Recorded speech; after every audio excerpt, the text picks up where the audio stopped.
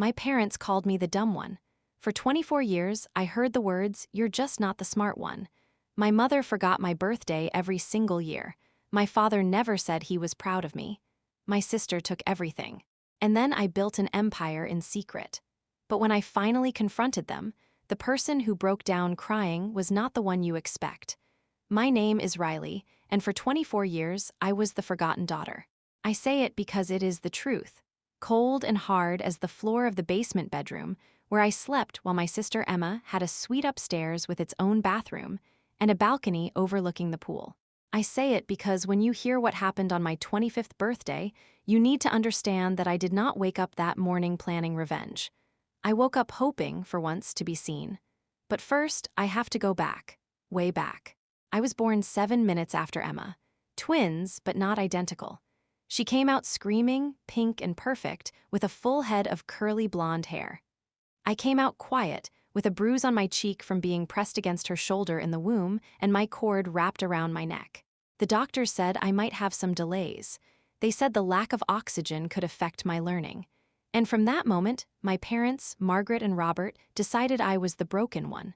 I don't blame them for the worry. I blame them for what they did with that worry. When we were 3, Emma could sing the alphabet backwards. I could barely say my own name.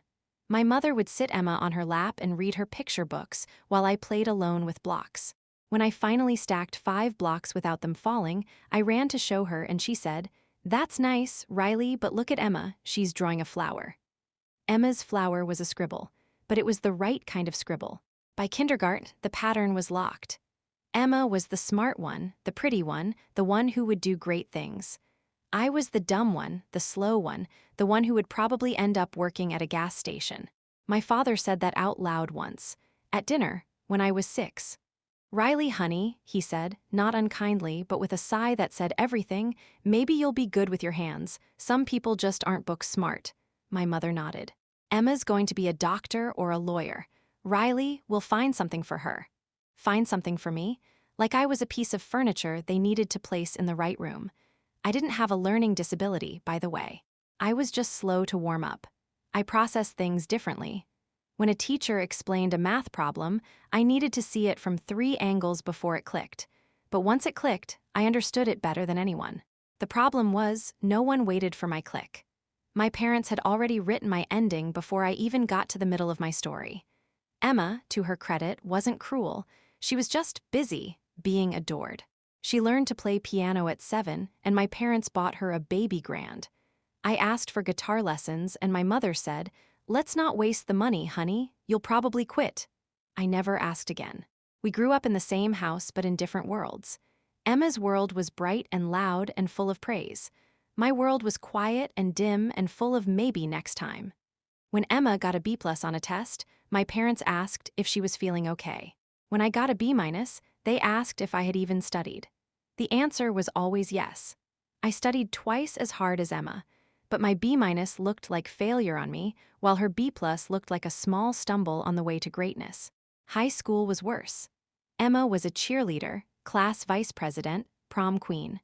I was the girl who sat in the back of the library during lunch, reading thrillers, because I liked watching clever people outsmart each other. I wanted to be clever so badly, but my parents had convinced me I wasn't. When you hear something enough, you start to believe it. I believed I was dumb for a very long time. The saddest part is, I wasn't. I just hadn't been given the chance to prove it. The first big crack came when we applied to college. Emma had her sights set on Stanford. She had the grades, the extracurriculars, the recommendations from teachers who loved her. My parents poured thousands into test prep tutors for her, application coaches, even a private essay editor. For me, they printed a list of community colleges from the internet and left it on my bed. "Riley," my mother said, "we have to be realistic. Emma's our shot at a name brand school. You'll be happier somewhere smaller. Less pressure. Less pressure, less expectation, less love." I applied to 12 colleges without telling them. I used the school library computer after hours. I wrote my essays in my diary by flashlight in the basement. And I got in, not to Stanford, but to a good school, Boston University, with a partial scholarship. The letter arrived on a Saturday, and I ran upstairs, heart pounding, to show my parents. My father looked at the letter, then at me. How did you afford the application fee? I saved my lunch money for 2 years, I said. My mother took the letter from his hand. She read it slowly, her face unreadable. Then she said the words that I would carry with me for the next 7 years. Riley, this is wonderful, but we can't help you pay for it. We've already committed Emma's tuition fund. Maybe you can go next year after you've worked and saved. Emma's tuition fund was $200,000. Mine was zero. There had never been a Riley's tuition fund. I didn't go to Boston University. I couldn't. The partial scholarship wasn't enough, and my parents wouldn't co-sign loans. I worked 3 jobs that year: morning shift at a diner, afternoons at a daycare, nights cleaning offices, and I saved every penny. I enrolled at the community college my parents had recommended. I took the bus. I ate ramen. I told myself that if I was the dumb one, I would outdumb everyone by working harder than any of them had ever worked. And I did. I got straight A's. I transferred to a state school. I graduated with honors in finance, of all things. Finance, the dumb one, but I didn't tell my family. By then, I had learned that my achievements meant nothing to them. When I called to say I had made the dean's list, my mother said, "That's nice, sweetie. Emma just got engaged to a surgeon." Emma had dropped out of pre-med after a year. She became an influencer. A very successful one, to be fair. She had 2 million followers on Instagram, and she posted pictures of her perfect life, her perfect hair, her perfect engagement ring, her perfect vacations that my parents paid for. She never mentioned me. I was the sister in the basement, the cautionary tale, the proof that sometimes you get one good twin and one broken one. I stopped calling. They didn't notice. For 3 years, I built my life in silence. I got a job at a small investment firm. I was good at it, really good. I had a gift for seeing patterns in the market, for understanding where money would flow before it happened. My boss, a tired man named Jerry who smelled like coffee and disappointment, told me I had a freakish intuition. He promoted me twice in 18 months. I was making $70,000 a year. It wasn't millions. But it was mine. Then something happened that changed everything. Emma's engagement fell apart. The surgeon had been seeing a nurse. Emma posted a tearful video, and it went viral in the worst way. Her followers turned on her. She lost brand deals. She lost sponsorships. She lost her apartment in Los Angeles because she had been renting it with money that hadn't come in yet. My parents, who had co-signed her lease, were on the hook for $60,000. They called me after 3 years of silence. "Riley," my mother said, her voice thin and nervous, "we have a situation." I didn't say anything. I waited. "Emma's in trouble, financial trouble.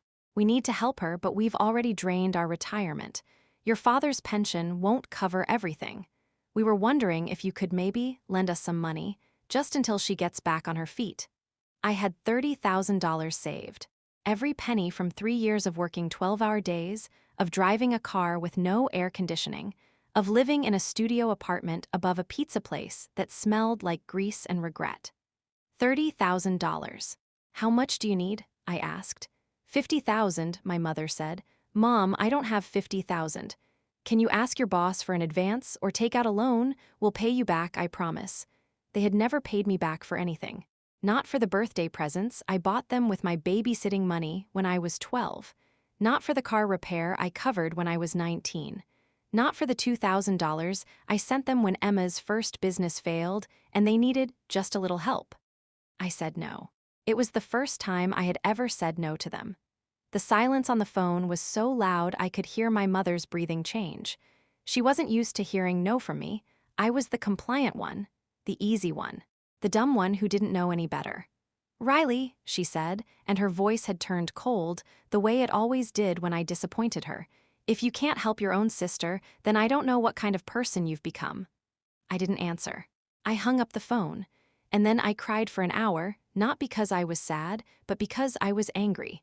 Angry at myself for still wanting their approval. Angry at them for only calling when they needed something. Angry at the world for letting people like Emma win while people like me disappeared into the background. That was the night I decided to become rich. Not because I wanted money. I wanted power. I wanted the kind of power that makes people who ignored you suddenly see you. I wanted to walk into my parents' house one day and watch their jaws drop. I wanted them to look at me the way they looked at Emma, with awe, with pride, with something that felt like love. I wanted revenge, and revenge, I learned, is a patient thing. I quit my job at the investment firm. Jerry was confused. "You're the best analyst I have," he said. "Where are you going?" "I'm starting my own fund," I said. He laughed. Then he saw my face. "You're serious?" "Dead serious." I had $30,000. I used $5,000 to rent a tiny office in a strip mall. I used another $5,000 to buy a computer and software. The other $20,000 was my seed money, my entire net worth. I put it all into the market, and for the first 6 months I lost everything. The $20,000 became 15, then 10, then 5, then 2. I sat in my strip mall office at 2 in the morning, staring at a screen full of red numbers, and I thought about my mother's cold voice. I thought about my father's sigh. I thought about Emma's engagement ring, the one that cost more than my car. I thought about the basement bedroom with the cracked window and the smell of damp carpet, and I didn't give up. I studied. I read every book on trading I could find. I built algorithms in my head because I couldn't afford to hire a programmer. I learned to read the market the way a hunter reads a forest, watching for the smallest movements, the tiniest signs of where the prey would run. I stopped trading on emotion and started trading on data. I learned that the market is not a casino. It is a puzzle. And puzzles I had always been good at. No one had ever given me the chance to prove it. But the loneliness was crushing. There were nights I sat in that office and cried until I couldn't breathe. I had no friends, no family, no one to call when the market tanked and I lost $10,000 in a single afternoon. I had only the memory of my mother's voice, cold and dismissive, telling me I would never be good enough. That memory was my fuel, but it was also my poison. By the end of the first year, I had turned my last $2,000 into $40,000. I remember the day I crossed the 40,000 mark. I sat staring at the screen, waiting for the numbers to go back down, because surely I didn't deserve this. Surely the market would realize I was the dumb one and take it all away. But the numbers stayed, and I kept working. By the end of the second year, I had 400,000.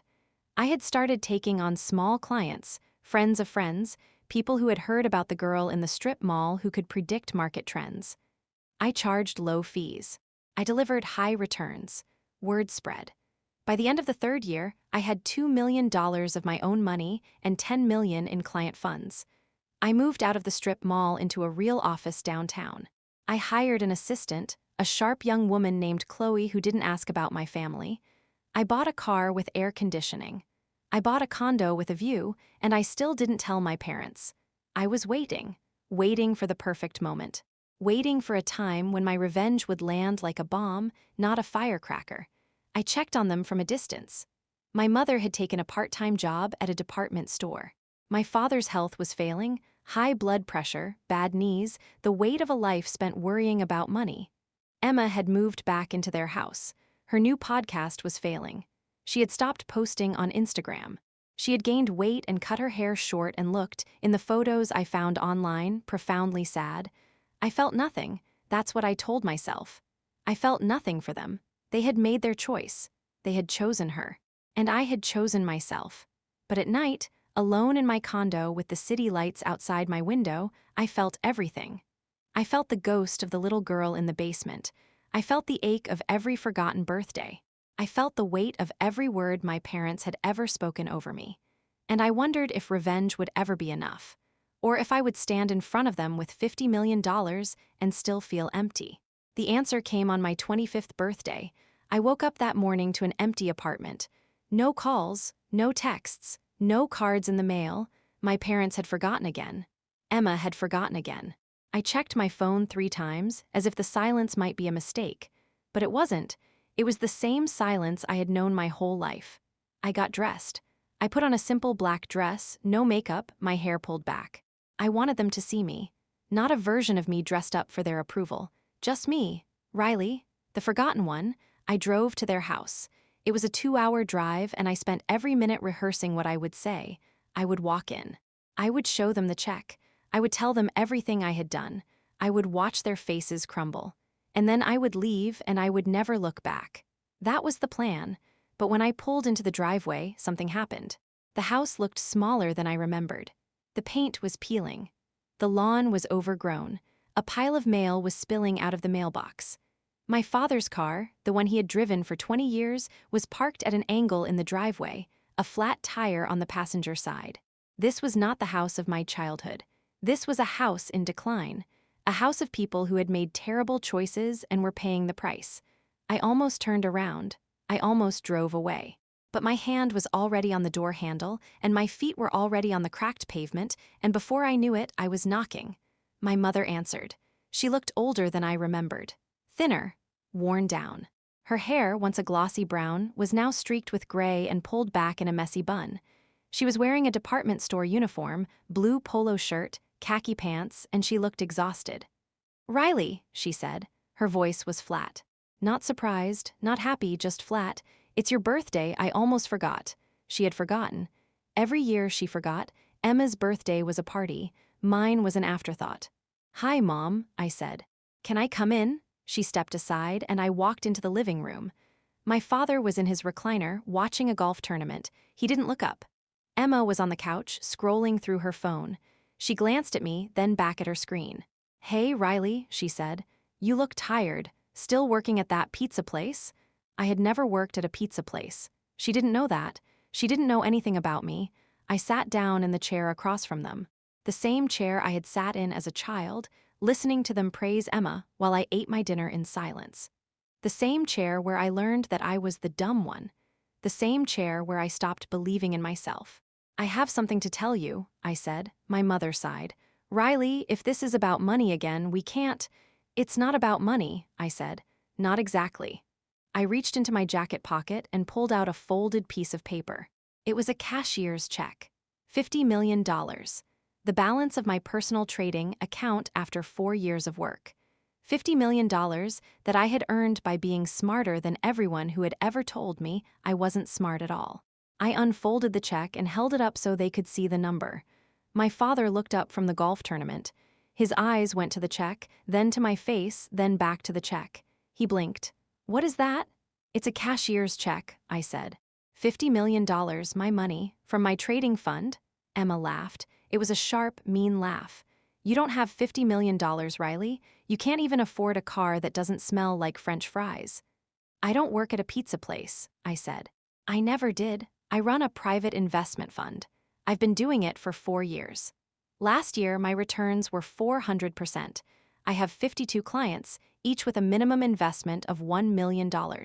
My personal net worth is $50 million, and I'm not the dumb one, I never was." The room went silent. The golf tournament played on, a distant murmur of crowd noise and commentary. My mother's face had gone pale. My father had put down his TV remote. Emma's phone had slipped from her hand onto the couch cushion. "Mom," Emma said, her voice small, "is that real?" My mother took the check from my hand. She studied it like it might explode. Then she looked at me, really looked at me for the first time in years. I watched her face change, disbelief, confusion, and then slowly something I had never seen before, respect.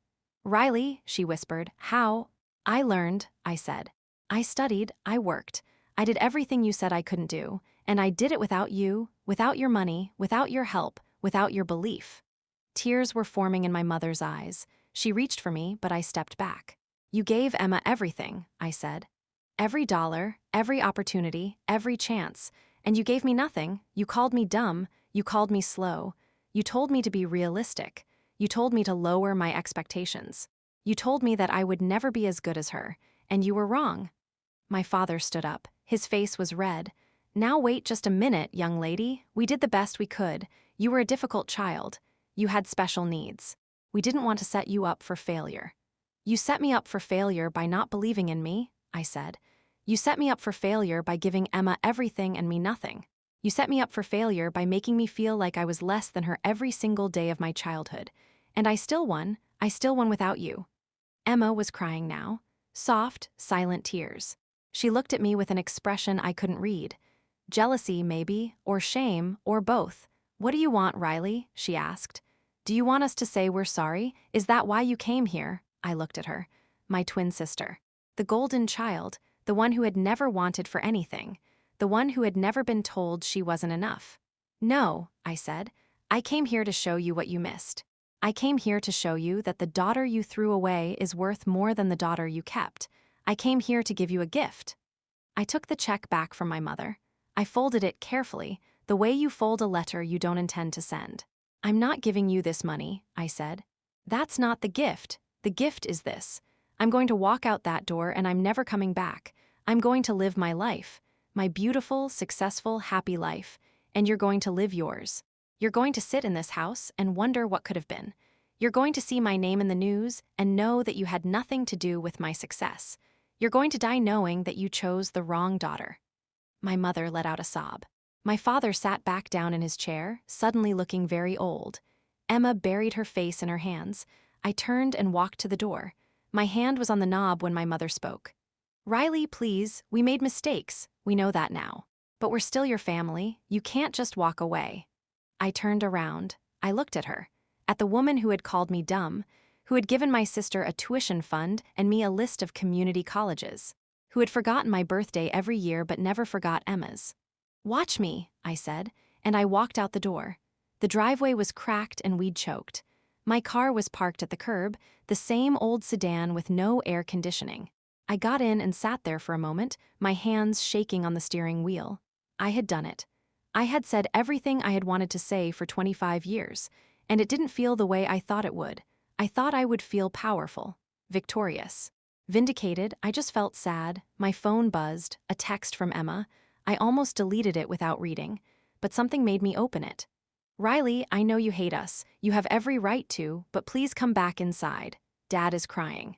He hasn't cried since Grandma died. Please." I stared at the screen. My father had never cried in front of me, not when I fell off my bike and broke my arm, not when I graduated from college, not when I left home and didn't come back for 3 years. He was the strong, silent type. The type who showed love by paying bills and fixing leaky faucets. He had never told me he was proud of me, not once. I sat in the car for a long time, 10 minutes, 20, half an hour. The sun moved across the sky and the shadows on the driveway shifted. I thought about the basement bedroom, the cracked window, the smell of damp carpet. I thought about the dinner table, with Emma at my mother's right hand and me at the end, farthest from the food. I thought about every Christmas, every birthday, every family vacation where I was the afterthought, the tag-along, the one they brought because they had to, not because they wanted to. And then I thought about my father crying. I got out of the car. I walked back to the front door. It was still unlocked. I pushed it open and stepped inside. The living room was quiet. My father was in his recliner, his face buried in his hands. My mother was sitting on the couch, holding Emma's hand. Emma looked up when I walked in. Her eyes were red. I walked across the room. I stopped in front of my father. He looked up at me, and I saw that Emma hadn't been lying. Tears were streaming down his face. He didn't wipe them away. He just looked at me, and for the first time in my life, I saw something in his eyes that I had never seen before. "Shame." "Dad," I said, and my voice cracked. I hadn't called him that in years. "Why didn't you ever believe in me?" He opened his mouth, but no words came out. He closed it. He looked down at his hands. When he spoke, his voice was barely a whisper. "Because I didn't believe in myself," he said. "Your mother and I, we were scared, Riley. When the doctors told us you might have problems, we didn't know what to do. We poured everything into Emma because she was easy. She didn't scare us. You scared us, you were so quiet, so serious, we didn't know how to reach you, so we stopped trying." "You stopped trying," I repeated. "You stopped trying with your own daughter." "We were wrong," my mother said. "We were so wrong. And I know that doesn't fix anything. I know we can't get those years back. But Riley, we are so proud of you. We are so proud of you." I looked at her. At the woman who had made me feel small my entire life. And I believed her. I didn't want to, but I did. I saw the truth in her face. She was proud of me, finally, after all these years. She was proud of me. It should have felt good. It should have felt like winning. Instead, it felt like losing. Because I realized in that moment that revenge doesn't heal anything. It just makes more wounds. I sat down on the coffee table in front of my father. I took his hands in mine. They were rough and calloused, the hands of a man who had worked hard his whole life, even if he had worked for the wrong things. "I'm not giving you the 50 million, I said. "That's mine, I earned it, but I'm not leaving forever either. I'm going to go home and I'm going to think about what I want. And maybe, if you're willing to try, we can figure out how to be a family again. A real family. One where no one is the dumb one. My father nodded. He squeezed my hands. My mother came and sat beside me. Emma stayed on the couch, her arms wrapped around herself, watching. Riley, Emma said, I'm sorry for taking everything. I'm sorry for not standing up for you. I was so busy being the favorite that I never stopped to think about what it was costing you. It cost me everything, I said, but I'm not broke anymore. I stood up. I looked around the room, at the tired furniture, the faded wallpaper, the family photos on the wall. Photos of Emma, always Emma. But one photo tucked in the corner caught my eye. It was me, age 7, holding a report card. My first A, I had forgotten that photo existed. I had forgotten that they had ever been proud of me at all. I walked over to the photo. I took it off the wall. I'm taking this, I said, and I'm going to put it on my desk. In my office, in my building, which I own. My mother smiled. It was a small smile, tentative and fragile, but it was real. Can we call you? She asked. Not for money, just to talk. I thought about it. I thought about all the years of silence, all the birthdays they forgot, all the times I needed them and they weren't there. Yeah, I said, you can call, but I'm not going to make it easy. You're going to have to try, really try. And if you stop trying, I'm gone, for good this time. We won't stop, my father said. I promise. I didn't believe him, not completely. Trust takes time, and they had wasted all of mine. But I was willing to give them a chance. Because underneath the anger and the hurt and the revenge, I was still their daughter. And somewhere, buried deep, they still loved me. I walked to the door. I paused with my hand on the knob. I turned back one last time. By the way, I said, my company is called Phoenix Capital because I rose from the ashes, just so you know. And I left. The drive home was long. 2 hours of highway and farmland and dying sunlight. I drove with the windows down, letting the wind dry the tears I hadn't realized I was crying.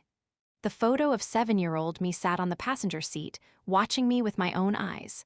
$50 million, 4 years of work. A lifetime of being the dumb one. And in the end, the revenge didn't taste like victory. It tasted like grief. Grief for the little girl who had just wanted to be seen.